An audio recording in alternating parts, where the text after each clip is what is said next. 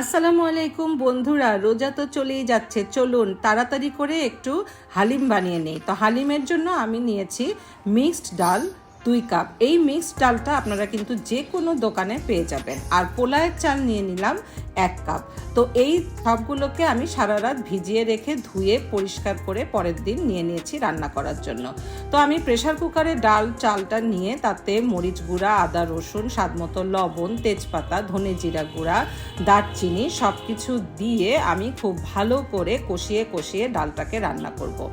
অবশ্যই কিন্তু চাল ডালটাকে একসাথে রান্না করতে হবে, আর পোলায়ের চালটা মাস্ট দিতেই হবে।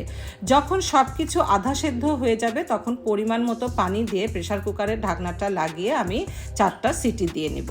আর এখানে আমি নিয়ে নিয়েছি 250 গ্রাম গরুর মাংস, সেটাকে ছোট ছোট করে আমি টুকরো করে নিয়েছি। সেটাতে দিয়ে দিলাম আদা রসুন বাটা, ধনে জিরার গুঁড়া, হলুদ গুঁড়া, মরিচ গুঁড়া, স্বাদমতো লবণ, তেল, টমেটো কুচি, দারচিনি, পেঁয়াজ কুচি, তেজপাতা সব কিছু দিয়ে আমি এই মাংসটাকে ভালো করে কষিয়ে নেব।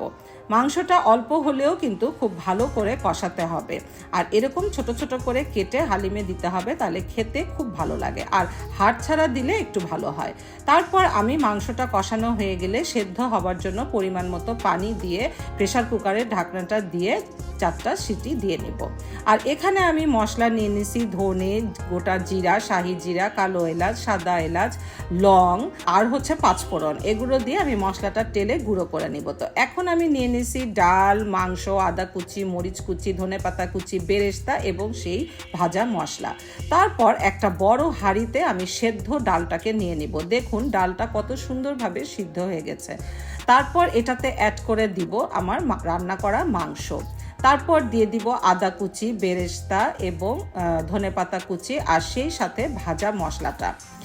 এখানে আমি সব কিছুই অল্প অল্প করে দিব, ভাজা মশলাটা প্রায় অর্ধেকটাই দিয়ে দিব। তারপর এটাকে আমি গরম পানি, যে আমার ডাল সেদ্ধ করা পানিটা ছিল সেই গরম পানিটা আমি এখানে অ্যাড করে দিব।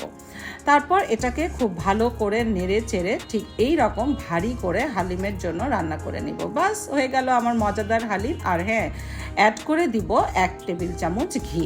তারপর আমি একটা মাটির পাতিলে হালিমটা নিয়ে ধনেপাতা কুচি, বেরেস্তা, আদা কুচি, মরিচ কুচি দিয়ে সুন্দর করে সাজিয়ে দিব। হয়ে গেল আমার মজাদার হালিম। ভালো থাকবেন আর এরকম করে হালিম রান্না করে খাবেন অতি সহজেই।